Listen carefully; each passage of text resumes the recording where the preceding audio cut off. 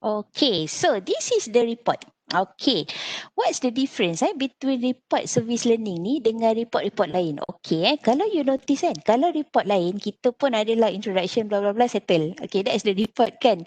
Adalah conclusion. Lepas tu kalau report yang macam saya rasa you guys ramai orang yang ambil teknik in quantitative benda-benda lah tu by the end of the day you are able to analyse kan, you able to analyse ke you buatlah proposal sikit, that one is your report. Okay, report service learning ni yang the most important part satu is the documentation of what you do, and then yang second important part ialah on a reflection tu. Reflection tu is very difficult yang tu yang macam you need to think through, go through, patah balik dengan yang saya punya measurement dekat saya punya video kan. Measurement yang cakap okay ada rubrik, apa benda rubrik tu kan, for example. Okay, so that is the difference. So contoh introduction ni, dia bagilah first introduction, provide student bla bla bla ni lah. Okay. Okay, kalau you can read a little bit, especially kalau dekat area US kalau you nak dapatkan reference, you better try cari yang locality dia dekat US, sebab US dia punya service learning process dia is very comprehensive already. Okay, so kalau you nak dapatkan the example kan of how the report is written, lepas tu how is the reflections been capture kan, bahagian mana sebenarnya yang kita nak reflect, yang tu boleh tengok balik kepada sources daripada US. Negara lain ada juga, cumanya not as much dengan not as comprehensive as US, sebab US lama dah dia buat service learning. Alright. Okay, so introduction ni semua orang dah terror. Okay, sebab I notice your prior knowledge tu banyak, especially yang you guys dah buat teknik kuantitatif tu. So I don't think you have problem dengan your introduction ni. Tak boleh gerak pula sekejap ya. Okay. Okay. Bla bla bla bla bla. Ceritakan sikit objektif dia. Cerita balik dengan your objektif last time. Okay. Tapi yang ni ialah objektif, the rest of your objective service learning dengan your activity. Okay. Lepas tu, if you notice kan, dia punya report bukan report kepada activity. Kan, dia punya report ialah report program service learning on financial literacy. So nampak tak dia punya beza modul tadi dengan your report. That's why bila you ada reflection tu semua, dia reflect balik kepada the whole program, especially bila you start deliver your module ataupun your activity tadi. Alright. Okay, so bla bla bla ni tak ada apa. Sekejap okay. So dia cerita-cerita lah ni sikit.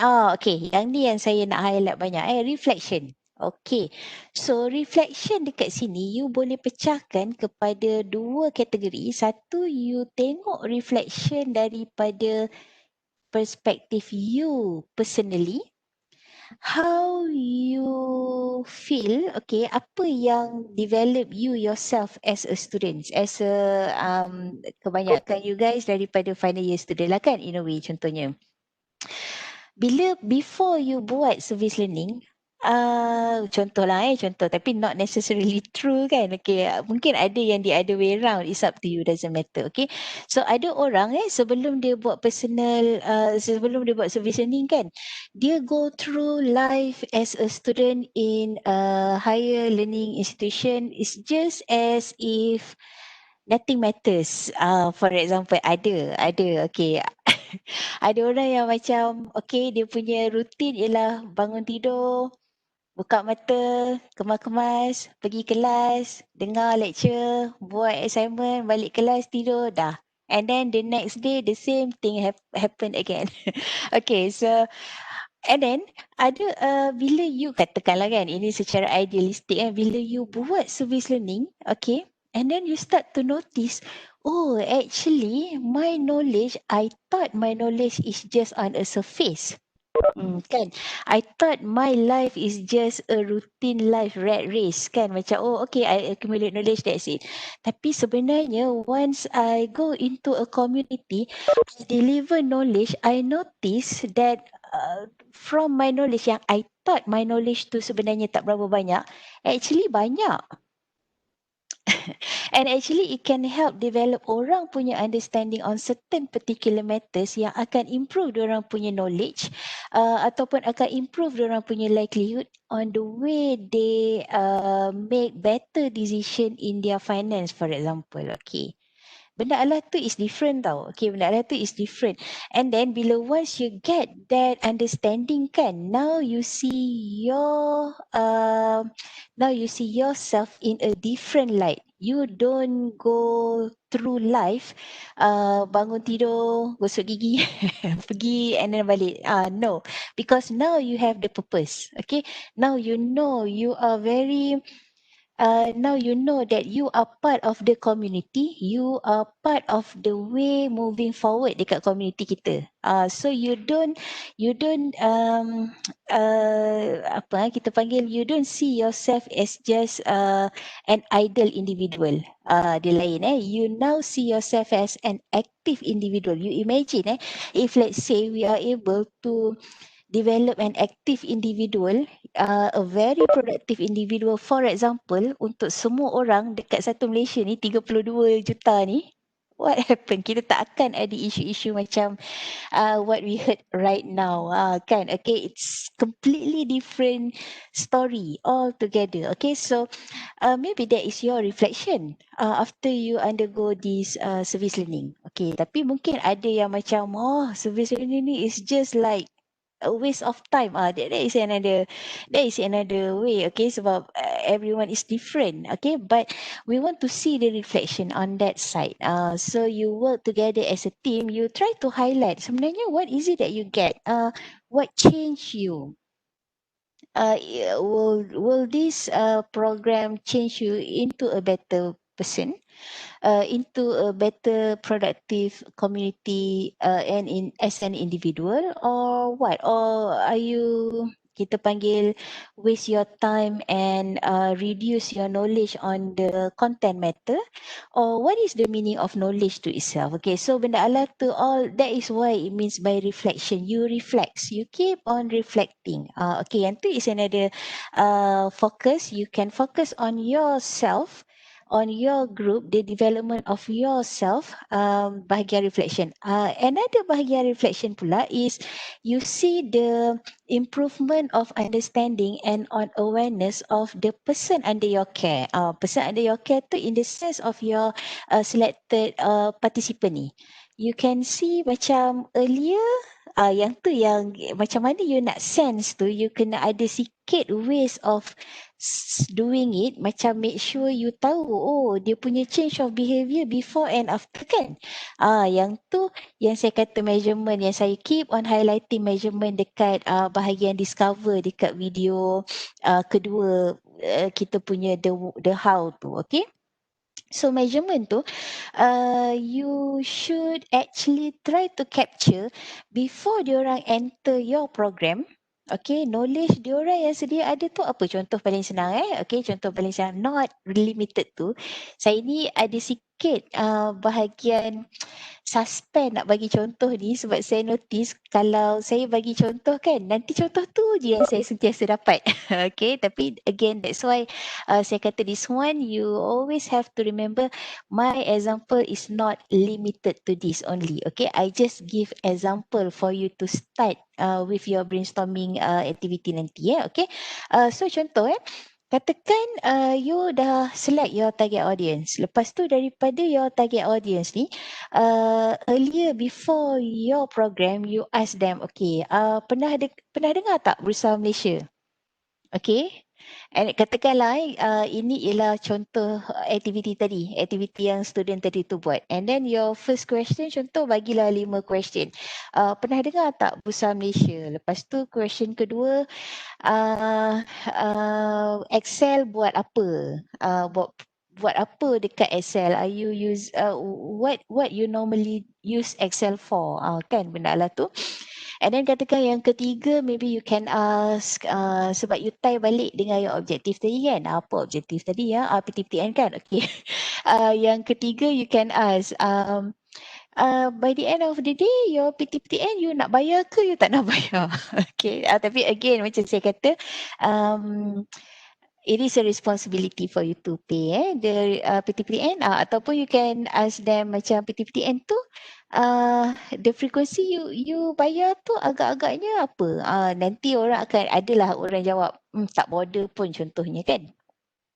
Ataupun you can ask how do you feel about budgeting, contohnya. Okay, and then by the end of your program, for example, you ask the similar question, but right now you can see kan, tapi janganlah suruh dia, you cannot, okay, sebab questionnaire ataupun pre and post punya question, you cannot dictate people to answer your question untuk fit your picture, untuk jadi your picture perfect. Yang tu tak make sense. Yang tu bukan kerja-kerja kita. Kerja kita ialah being very transparent, and we want to know more what can we do to improve our program semua kan. So kita tak kisah pun kalau katakan sebenarnya pre dengan post punya question tu jawapan dia sama. Kita tak kisah pun. Kita akan improvekan bahagian kita punya program. Yang tu tak akan bagi your marks reduce ke apa-apa, tak ada. Okay, dia tak ada any improvement ke ataupun penalty kepada your original marks. So you don't have to sugarcoat, orang katakan macam nak nampak semua result lawa, tak ada. Kita tak buat benda-benda macam tu.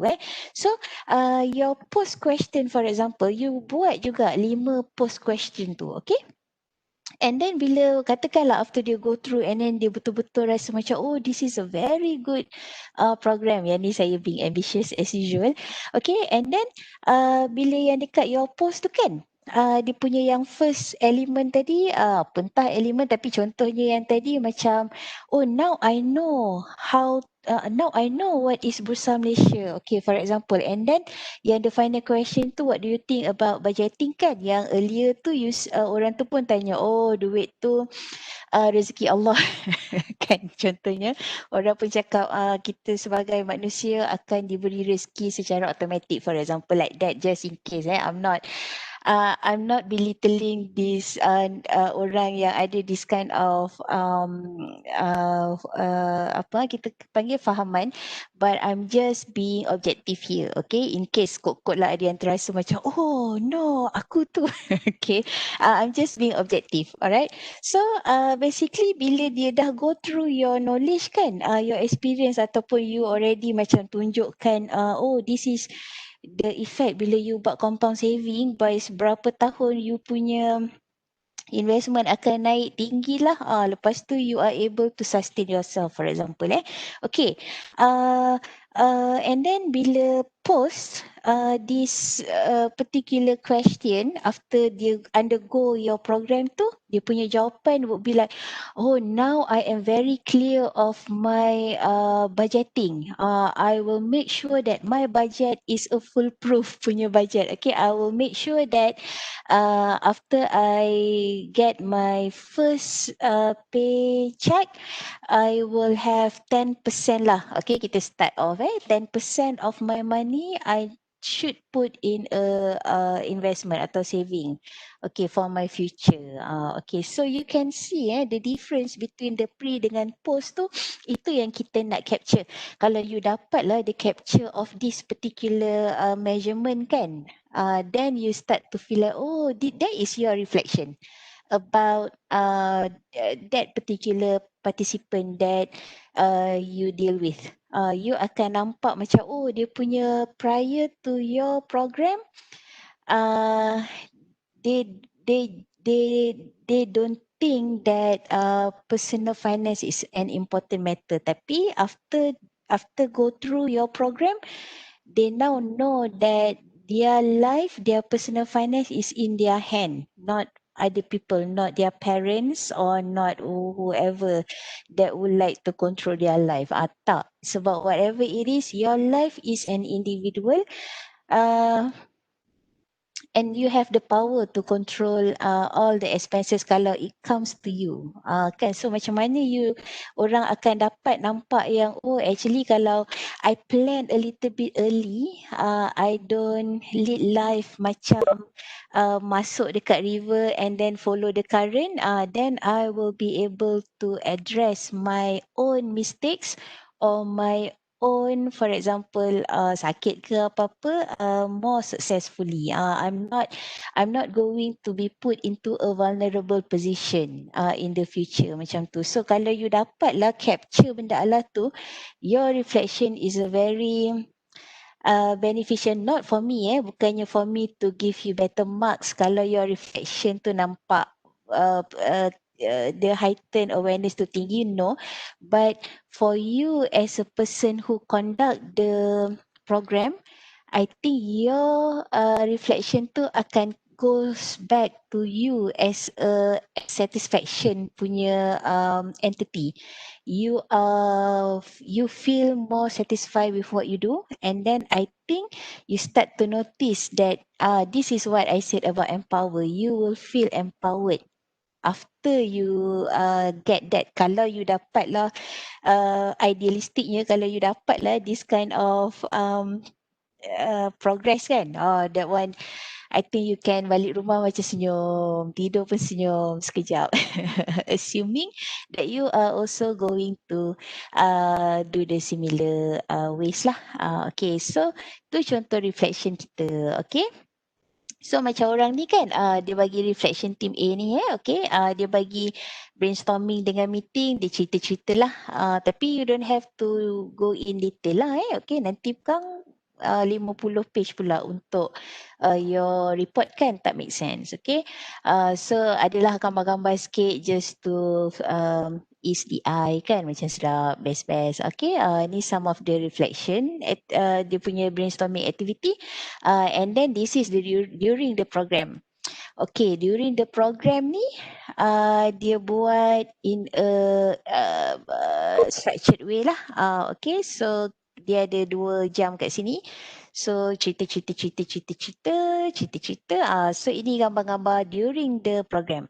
So kalau Lam tadi nak buat online, okay, make sure you screenshot lah all your program dengan katakan the 3 participant tu, satu gambar dia orang. At the same time, when you are conducting it, kalau katakan you share document, you can screenshot that one pun doesn't matter, tak ada issue. Okay, yang this one is after the program. So kat sini dia kata student able to understand more how to use Excel and gain experience, blah blah blah blah blah. Okay, tapi kalau katakan you can, sebab yang ni last time since they are doing it a lot, lepas tu dia punya measurement tu diorang dapat tengok from the observation part lah, measurement tu kurang. Okay, so kalau you have sometimes especially you buat semua benda online kan, lepas tu kita ada Google Form semua, masa yang during ni Google Form pun macam kurang lagi kan, kita buat mostly on kertas ni kan, memang penat lah. Contoh saya ada dia punya result yang kertas yang banyak tu, bila nak masukkan dalam komputer, yang tu takes time. Okay, kita tak cukup masuk on that. Tapi now you already have Google Form yang free semua tu, it's easy for you to utilize your measurement punya part. Senang je. Macam saya selalu buat, macam yang you guys jawab-jawab soalan saya buat masa earlier class tu kan. Saya dah dapat you guys punya demografi, for example. Most of you guys, okay, daripada your respon yang you bagi to me kan, I can simply nampak kalau saya nak tengok seorang-seorang pun senang. Kalau saya nak dapat overall general population, macam you guys yang jawab respon last time ada 61, both from 2 classes. Lepas tu katakan senang sangat. Okay, contohnya saya tahu you guys yang 61 ni tak masuk Ricky yang baru masuk. Okay, saya tahu actually you guys pun tak tahu kan, you guys kan 51% kot, 51% daripada you guys duduk dekat rural area, urban area. 49 kot ke 48 macam tu duduk dekat rural area. See? Lepas tu saya tahu kebanyakan orang ada notebook yang macam dia punya processor dia i5 ke atas, ada few yang pakai Celeron. Lepas tu saya tahu ramai orang guna hotspot, ramai orang, tapi ada few contoh ada few orang guna free wifi, kan? See, senang. Okay, so utilize all the online punya benda-benda alah yang free. Okay, that's why saya keep on highlighting benda free tu sebab you are now in a uh, level yang memang sekarang ni orang tengah sangat into teknologi kan. So into teknologi part of the advantage of teknologi era ni ialah banyak benda free. Okay, so utilize all the free punya benda ni. Okay, macam saya. Okay, saya utilize semua benda free. Okay, so these are the example. Okay, so yang lain ni hanyalah reflection from the other teams. Okay, so I think I cover almost all. Okay. Satu lagi measurement. One way of macam tadi saya bagi contoh reflection kan. Okay. One way of you to get the measurement part from your audience, especially on the understanding part of your content kan. Satu quiz tadi, ada orang guna rubrics. Menarik jugalah. Maksudnya you create your own rubric. Macam contohnya, apa maksud rubric tu? Maksudnya ialah macam kalau saya, okay, dengan Dr. Naziha nak address ataupun nak kira ataupun nak quantify, nak measure your progress kan untuk your module dengan your report. Okay, easiest way for us ialah to measure it through a rubric. A rubric form. So samalah macam you guys pun better measure something, measure your participant punya understanding through rubric. Macam mana nak buat rubric? Ada banyak cara. Yang tu kita tengok later semasa you guys dah start buat. Nanti kan kalau hari ni buat semua macam okay, tak masuk dah. Alright, tapi whatever it is, again, utilize your free online punya benda sebab rubrik pun selalunya if you ask me, if I start develop a rubric, I always refer back to online punya free materials, and then I try to find the best suited with my needs, and then from that draft, then I'm going to rearrange my rubrics according to my needs. Barulah kita boleh adjust sikit dia ni sebab memang especially service learning service learning dekat US memang best. Kalau you guys nak pergi US, bolehlah tengok diorang macam mana diorang buat service training. Okay, I learn a lot from reading from them lah. Okay, so I open to question dulu.